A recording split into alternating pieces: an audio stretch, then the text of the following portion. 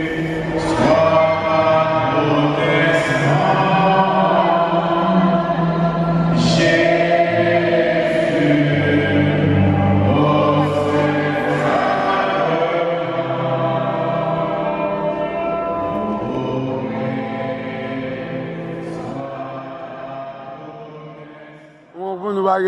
nous avons causé d'Azine, ma foi, ça pour nous, on a gardé mis à Cabo Jésus, ça qui a passé là.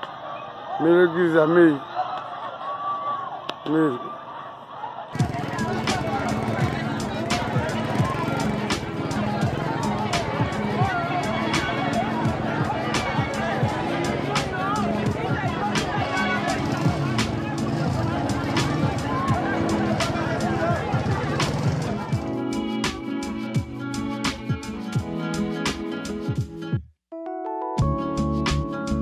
Après que l'incendie a fini fait, et le lendemain même, nous faisons une réunion pour nous poser problème. Non?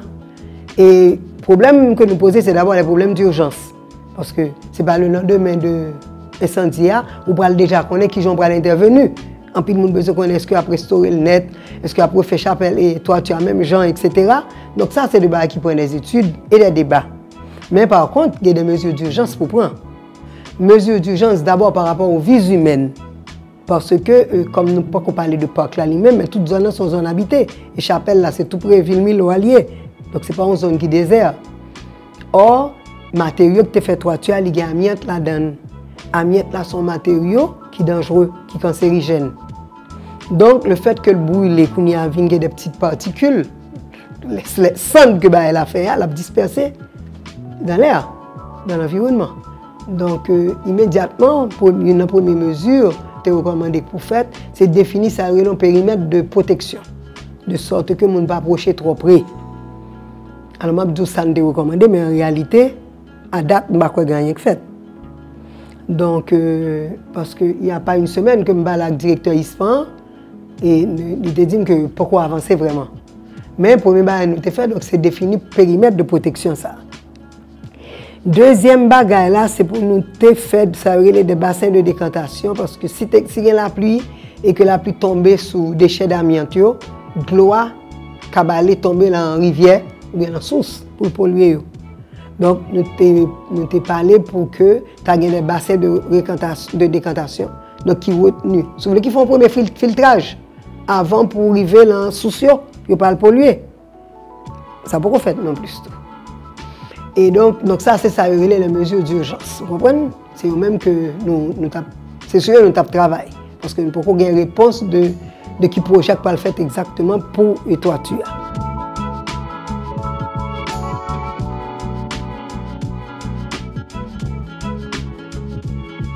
On a eu une réunion Zoom 2 jours après que la chapelle ait été incendiée.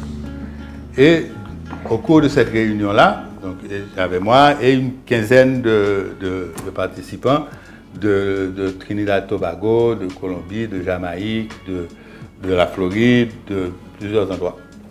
Et il y avait aussi les bailleurs qui étaient présents, les différents bailleurs qui finançaient différents projets dans la Caraïbe. Parmi ces bailleurs, il y avait The Prince Claus Fund, qui est une ONG hollandaise, et la représentante de ce fonds-là expliquait donc ce qu'il faisait. Elle a dit que nous avons un programme de trucs d'urgence pour les monuments importants qui ont subi des désastres quelconques, soit naturels, soit dans révolution, machin, etc. Donc, on était parfaitement dans le cadre de ces trucs-là. Donc, vous imaginez que j'ai tout de suite commencé à faire des grands gestes.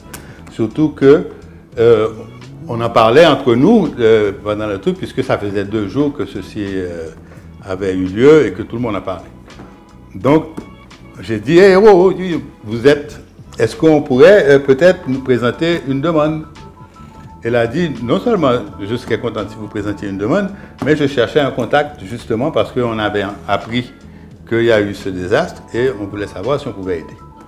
Donc, c'est comme ça que j'ai commencé ma démarche avec le truc. Donc, dès que ce truc-là a fini, cette réunion a pris fin, j'ai tout de suite donc, appelé l'ISPAN, j'ai appelé Patrick Delatour, Harold Gaspard, tous les anciens de l'ISPAN, et je leur ai dit, écoutez messieurs, voilà, je suis tombé sur cette affaire, parfaitement fortuite, mais maintenant, bon, il faut qu'on fasse quelque chose parce qu'il y a à la clé 35 000 euros, ils ont un plafond de 35 000 euros, mais qu'est-ce qu'on pourrait faire de 35 000 euros pour commencer à faire ce qu'il y a à faire pour sauver le monument. Donc on avait au début pensé qu'on allait pouvoir faire la clôture pour empêcher que le truc... Et on parlait de différents travaux d'urgence qu'on devrait faire sur ce monument le plus vite possible. Et en même temps, Patrick Delatour, lui, qui avait aussi eu des contacts, mais lui avec le Smithsonian Institute, qui est déjà présent en Haïti avec Quisqueya University. Donc, on a eu une autre réunion Zoom entre nous tous et elles se sont mis d'accord, les deux institutions se sont mis d'accord pour dire qu'effectivement, le plus urgent, ce serait la mise hors d'eau du bâtiment, c'est-à-dire de faire une toiture par-dessus pour le protéger de la pluie, des intempéries. Et aussi parce que ça va prendre du temps pour reconstruire le dôme. Et pendant tout ce temps-là, le bâtiment sera préservé et on pourra aussi commencer à examiner les conséquences de ce feu, c'est-à-dire que comment supporte la maçonnerie. La maçonnerie a été affectée par ce feu-là. On va faire une toiture provisoire que nous avons conçue de telle manière, parce qu'elle sera en métal, de telle manière à ce qu'on puisse la réutiliser. Parce qu'on aura d'autres endroits dans le palais où éventuellement il y aura des travaux à faire, nous savons, qui vont devoir être... on devra faire des toitures provisoires par-dessus ces travaux. Donc on va pouvoir réutiliser ces différents éléments-là qui seront dimensionnés de telle manière qu'il y a 35 mètres de portée, mais il n'y aura pas une seule poutre de 35 mètres. Elle va être faite en différents morceaux qui seront boulonnés ensemble. Enfin, le tout va être boulonné, qu'on puisse démonter, stocker et réutiliser autre part.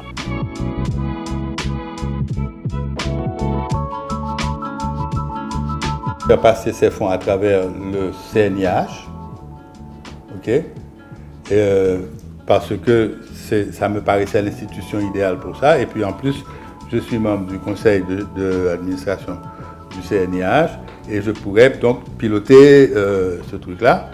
Donc Prince Clauson était d'accord. Donc c'est à travers ces deux institutions, le CNIH et l'université Quisqueya, que ces deux fonds-là vont arriver et qu'on va faire un compte commun pour pouvoir payer les prestataires de services. L'ISPAN sera là comme superviseur et maître d'œuvre. Disons que c'est l'ISPAN qui va dire « oui, nous sommes d'accord pour que ce soit fait de telle et telle manière ». Ils vont superviser les travaux, dire oui, une fois qu'on a décidé, s'assurer que ce sera fait dans les normes.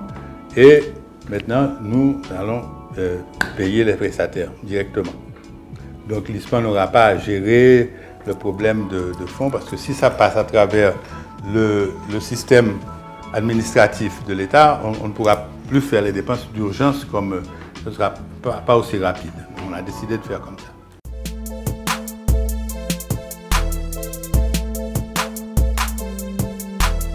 Comment reconstruire ce dôme? Il y a toutes ces considérations-là à prendre, parce que cette charpente que les marines ont faite là, c'était une charpente moderne.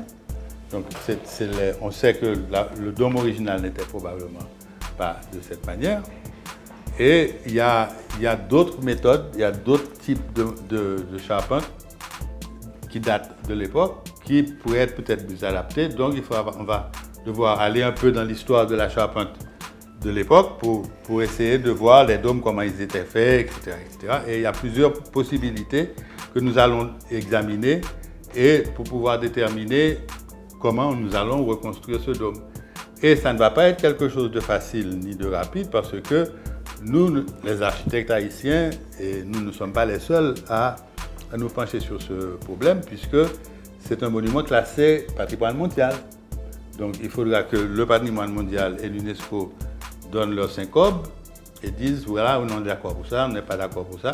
Comme on a fait pour la citadelle d'ailleurs, la charpente de la citadelle, on a fait des plans, on a fait une reconstitution que nous avons soumis au patrimoine mondial pour qu'ils donnent leur accord avant d'exécuter.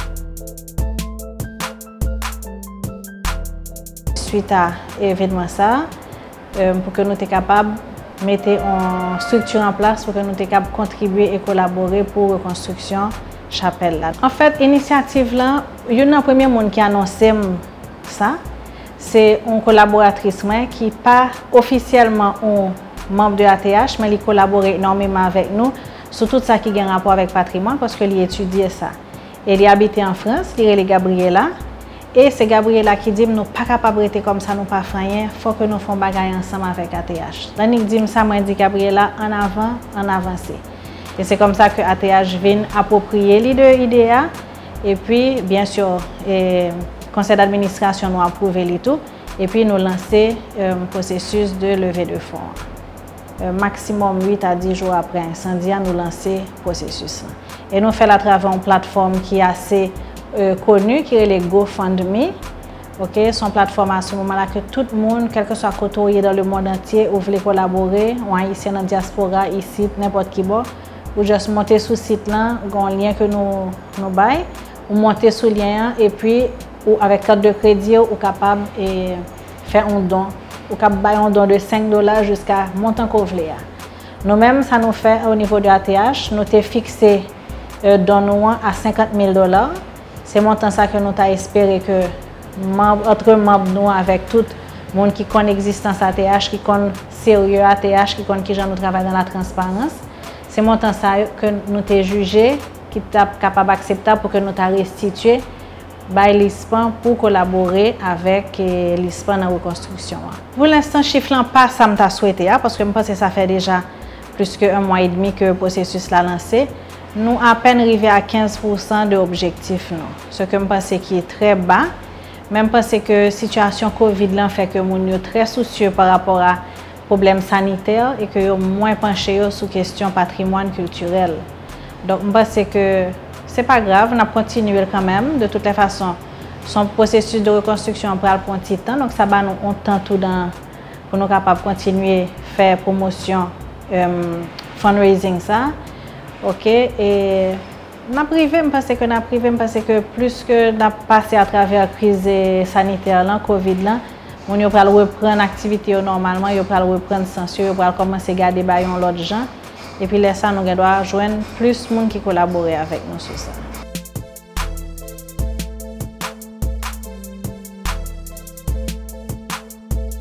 UNESCO, c'est sciences, éducation et culture. Donc, ils travaillent sur la question patrimoine. Mais ils ont un fonds de réserve pour si patrimoine de l'humanité, surtout, le saxolis patrimoine mondial, s'il y a un problème pour intervenir d'urgence, qui est capable de faire les premières interventions d'urgence. Mais ce n'est pas un paquet d'argent que lié. Donc tout de suite, eux étaient offert, mettaient ça à disposition de l'État haïtien. Et plus ou moins au courant de ça, non, les mêmes plus ou moins, alors je dis plus ou moins au courant parce que il y a un monde l'équipe qui travaille sur ça. C'est pour l'État, dit mais ça le faire, et puis ça le budgétiser. Vous comprenez? Même qu'on est que gagner un petit argent, donc 10 à 15 000 $ qui t'a déjà là, peut-être avec le tuer au moins. Vous comprenez? Mais pour faire l'autre intervention plus avancée, on va dire, mais ça va le faire, on fait une étude, concrètement, mais ça va le faire, qui de Villiers, et le ça, on va dire que soit il y a tout comme là, soit il y a cadeau joindre. Mais le premier cop bonique fait en clôture, ça, il y a déjà disponible. D'accord? Mais il faut que l'État haïtien agisse, c'est ça le problème. Non? Et l'État haïtien, pourquoi il finit par réponse? Un comité interministériel qui monté et qui suppose travailler avec ISPAN, parce que même si ISPAN est autonome, l'exécutif là, il faut qu'il travaille avec tout quand même. Il va comme si il y aurait totalement l'État pour la agir. Donc, il se peut attendre que le comité ça prenne les dispositions. Je ne vais pas avoir raison, mais il faut faire concrètement. C'est ça le bail que je dis. Et quand il y a même après, on a dit parfois de Mangolais qu'il y a l'autre fonds, Smithsonian, Press Clouds, etc., qui à disposition de Citadelle. Ça veut dire que tout ça vraiment intéressant, que nous avons plusieurs monde mobilisés sur le cas. Mais si pas de coordination, il faut une coordination qui pour faire concrètement pour qu'on ait un souterrain fait.